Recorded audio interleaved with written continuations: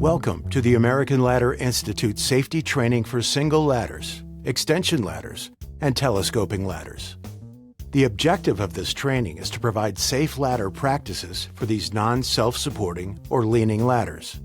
During this video presentation, you'll be shown the proper techniques to select, inspect, set up, use, maintain, and transport single ladders, extension ladders, and telescoping ladders. Ladders are useful tools that, when used properly, serve as a safety system for climbing. Working at an elevated height is, however, inherently dangerous, and the safety afforded by a ladder is too often circumvented by misuse. Almost all falls from ladders result from not following safety precautions. Most of the injuries are cuts, bruises, sprains, and fractures. The U.S. Bureau of Labor Statistics reports that in 2020, there were 22,710 non-fatal workplace injuries involving days away from work, where the primary source of the injury was a fall from a ladder. In that same year, there were 161 fatal work injuries from which falls from ladders were the primary source. Making a mistake while using a ladder can change or end your life. Properly following the techniques presented in this training will maximize your safety. To begin, let's first examine the single ladder and extension ladder. You may not know what the term single ladder means. A single ladder is a one-piece, non-self-supporting portable ladder that is not adjustable in length. It is virtually identical to the base section of an extension ladder, which is why the training for single and extension ladders are logically combined. An extension ladder is a multiple-piece non-self-supporting portable ladder that is adjustable in length. It consists of a base section and one or two extendable sections, often called fly sections, that move within guides and/or brackets arranged to permit length adjustment. Both single and extension ladders are intended for use by only one person performing work. Single and extension ladders require a level ground support point in addition to a firm top support for both side rails. Let's compare the single ladder to the extension ladder. Both are comprised of side rails,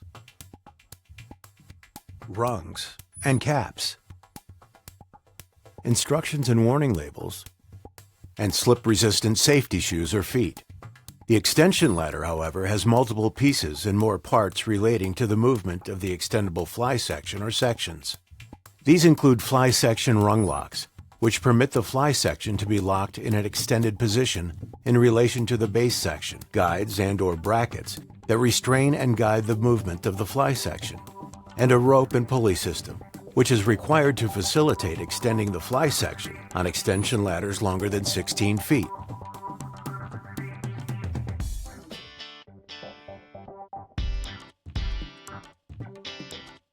Telescoping ladders are adjustable in length and based on a series of metal tubes or stiles, each slightly smaller than the one below it.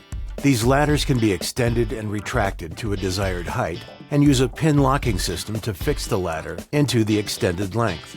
Telescoping ladders can be retracted to a compact position, which makes them convenient to store and transport.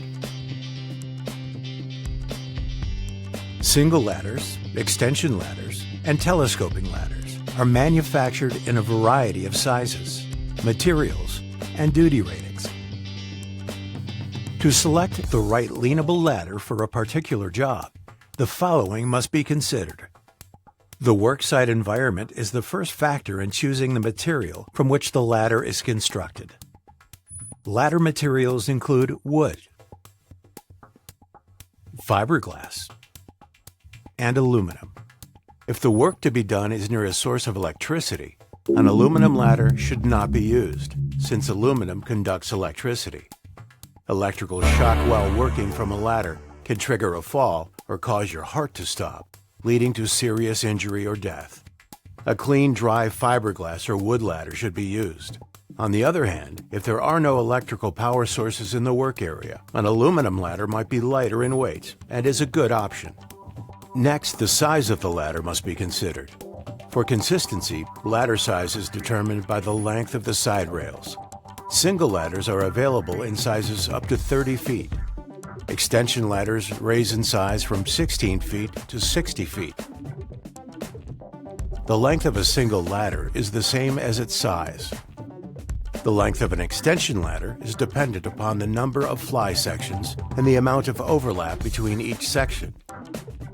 A minimum overlap is required for extension ladders of 3 feet for 16 to 32-foot ladders. And the minimum overlap can be up to 6 feet for ladders taller than 48 feet. The maximum extended length of an extension ladder is equal to the size minus the length of the overlap. Telescoping ladder size can be up to 16 feet in length. The maximum extended length of an extension ladder or telescoping ladder is shown on a label on the side rail of the ladder. Selection of proper ladder size requires knowledge of the height to the top support point. If the user intends to use the ladder to access an elevated surface, such as a roof eave, the top of the ladder must extend 3 feet above the top support point. The highest standing level should also be considered. As a general rule, the highest standing level is the uppermost rung that is at least 3 feet down from the top of the ladder. The highest standing level is shown on a label on the side rail of single and extension ladders. It is unsafe to use a ladder that is too long or too short. The maximum work height is established by adding your height and reach to the highest standing level of the ladder. Do not step or stand above the highest standing level on the ladder. Doing so will increase the likelihood of losing your balance and falling from the ladder. Single and extension ladders may be equipped with side rail extensions from the manufacturer or with an accessory for pass-through onto elevated surfaces, which can alter the ladder setup and use. Follow the manufacturer's instructions for safe use of these devices. This training does not address ladder size variations and allowable standing locations for these optional accessories and other possible modifications to the ladder selection considerations. Finally, calculate the total weight the ladder is to support during use. Doing this by adding your weight, plus the weight of your clothing and any protective equipment, the weight of tools and supplies you will be using, and the weight of any accessories to be used on the ladder while working. Compare the total ladder supported weight to the duty rating of the ladder, which will be shown on the label on the ladder, and be sure the duty rating will not be exceeded. There are 5 categories of ladder duty ratings. Type 1AA Special Duty supports a maximum of 375 pounds. Type 1A Extra Heavy Duty supports a maximum of 300 pounds. Type 1 Heavy Duty supports a maximum of 250 pounds. Type 2 Medium Duty supports a maximum of 225 pounds. Type 3 Light Duty supports a maximum of 200 pounds. The key to ladder safety begins with an inspection of the worksite and the ladder before each use. Inspection is not just for damage to the ladder, but also for inspecting the setup and for job site hazards. To properly inspect and secure the worksite, check overhead for electrical hazards or obstructions.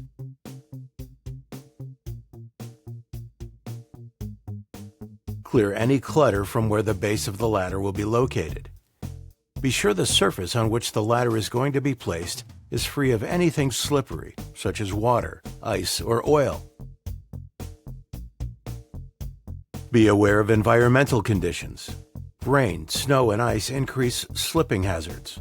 Wind may cause instability while carrying, moving, and using single and extension ladders. Block off the area around the ladder to prevent being knocked from the ladder by people or equipment. If you are working around a corner, put up signs to warn others of your presence. Ladders must not be placed in front of closed doors. The door must be blocked, open, blocked, or guarded. Although highly durable, a ladder can become damaged by improper handling, transport, fire, or corrosion. A thorough inspection should be made at the time of purchase and before each use.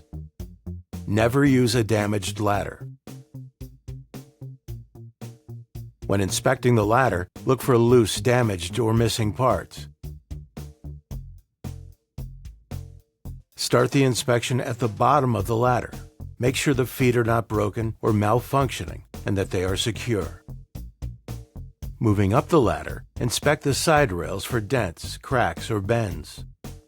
Along the way, check each rung. Ensure the rung-to-rail connections are free from damage. Inspect all hardware and accessories. You must be familiar with your ladder's lock system. When inspecting an extension ladder, make sure both rung locks are in good working order. There should be no damage to the locks, and all parts should move freely. On telescoping ladders, locks on both sides of each rung must be visibly examined to ensure they are locked before climbing. Rivets, joints, nuts, and bolts must be tightly secured. If the extension ladder includes a rope and pulley, test for smooth operation. Replace the rope if it is frayed or cut. Always consult the manufacturer's instructions if you're going to be replacing the rope. All surfaces must be clean and free of oil, grease, and other slippery or sticky materials. When transporting a ladder to the worksite, caution must be used to avoid injuries, property damage, or damage to the ladder. If carrying a ladder by yourself, keep the front end slightly higher than the back end. Long ladders should always be carried by 2 people. When carrying an extension ladder, make sure the fly section is retracted. A ladder that does not pass inspection but is repairable should be clearly tagged and identified that it is not to be used, taken out of service, and stored away from usable ladders until repaired. Always consult the ladder's instructions and/or manufacturer if you are considering performing repairs to a ladder.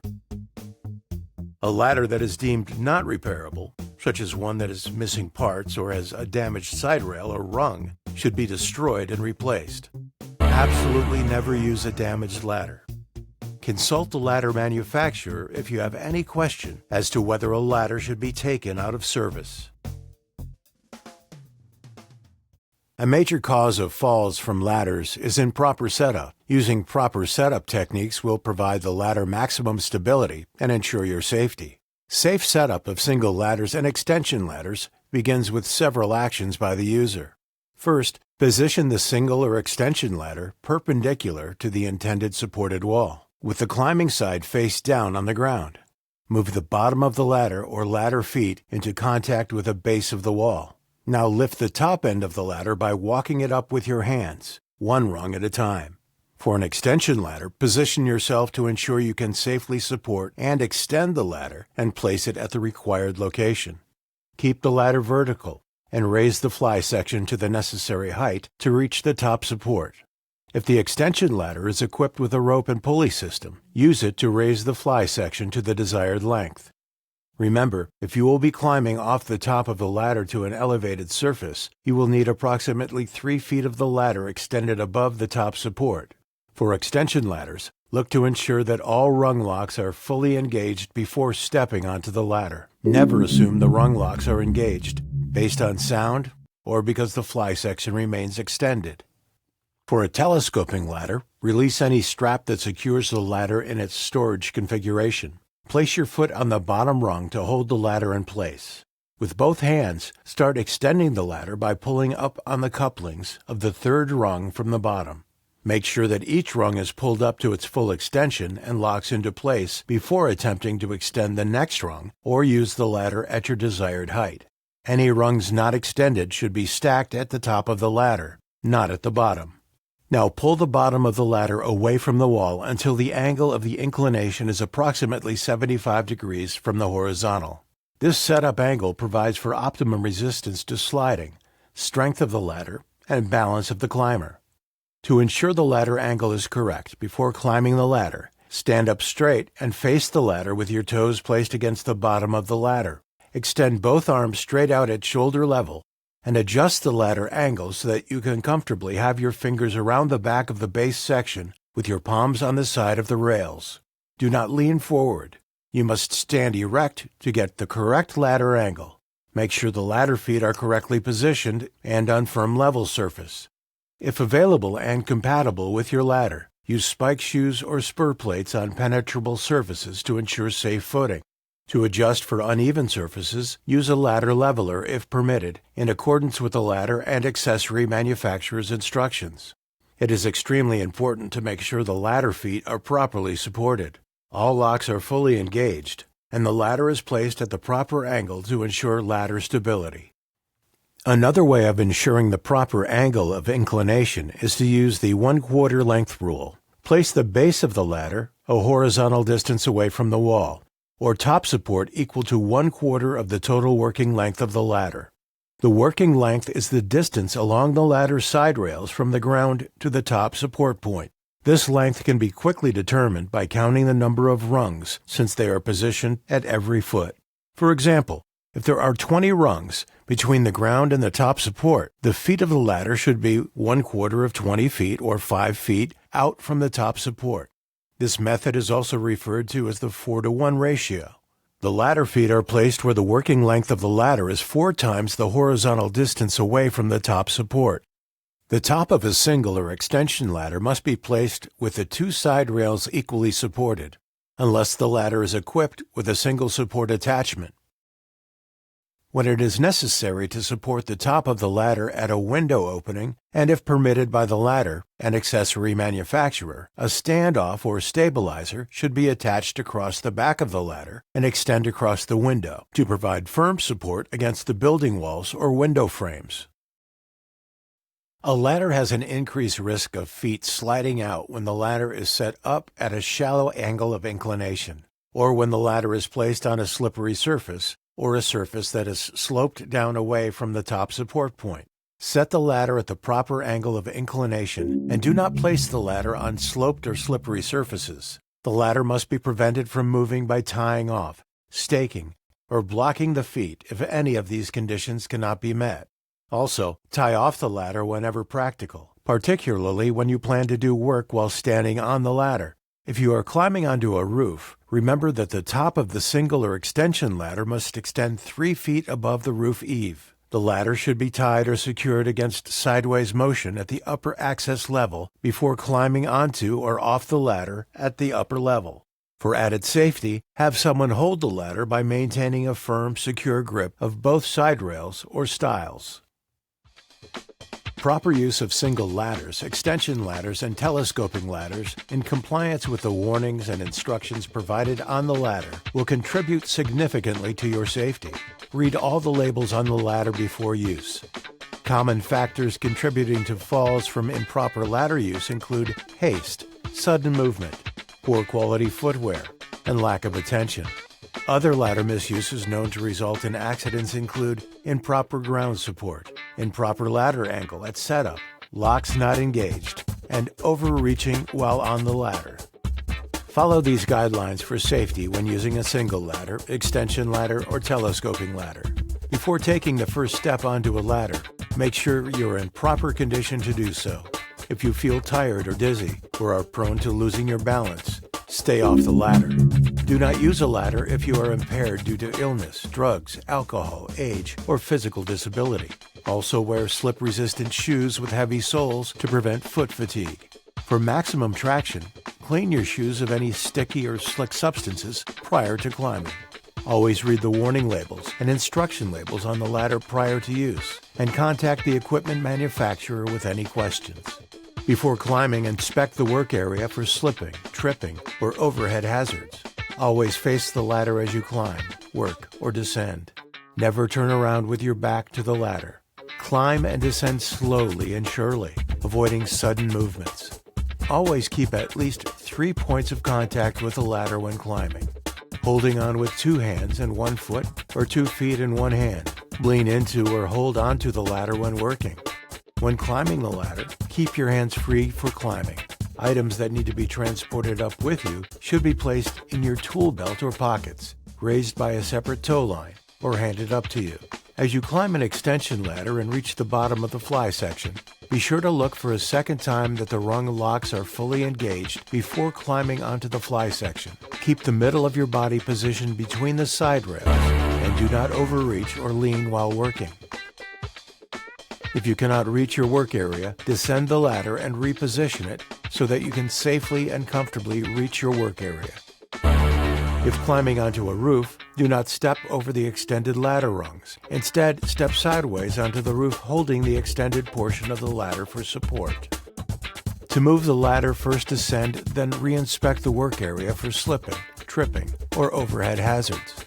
Never move or adjust the ladder from an overhead surface or roof. If using an extension ladder, disengage the rung locks and completely retract the fly section and lower the ladder to the ground. If using a telescoping ladder, follow the manufacturer's instructions on retracting the ladder.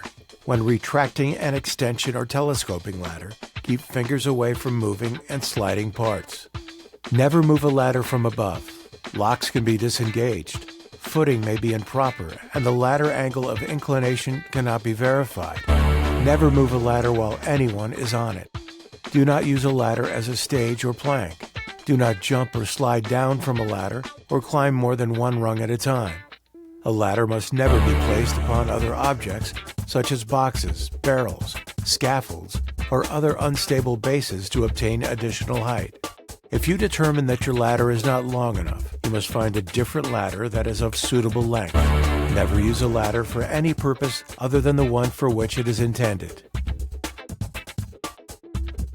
Now that you're familiar with proper ladder selection, inspection, setup, and use, let's discuss how to care for the ladder. To maximize the ladder's lifespan, the following techniques should be observed. Lubricate the ladder's moving parts as required for maintenance. Use caution when lubricating, making sure to avoid getting any lubricant onto the ladder's rungs or side rails. Keep the ladder clean, particularly of foreign matter that is conductive, since substances can allow electrical current to travel over the surface of a fiberglass or wood ladder. Protect ladders from heat, weather, and corrosive materials. Do not use a ladder as a storage shelf. Store ladders out of reach of children. When transporting a ladder with a vehicle, be sure it is firmly supported. Secure both ends of the ladder to stop vibration and movement on the racks, which can damage the ladder's side rails. Use care when loading and unloading from ladder racks. Do not store any other materials on top of a ladder during transport. You have been presented with the proper techniques to inspect, set up, safely use, care for, and transport single ladders, extension ladders, and telescoping ladders. This concludes the presentation portion of the single, extension, and telescoping ladders safety training. We encourage you to examine your newly acquired knowledge by completing the training's final exam. You may also benefit from the other ladder safety training courses available from the American Ladder Institute's laddersafetytraining.org website. If you have any questions, comments, or wish to know more about ladder safety, please click on the Contact Us button on the screen or the Contact Us link on the laddersafetytraining.org website. This training module was developed and produced by the American Ladder Institute. The organizations listed on your screen are members of ALI, and their active participation in projects like this training module exemplifies their commitment to ladder safety education. To learn more about ALI, visit ALI's primary website at AmericanLadderInstitute.org.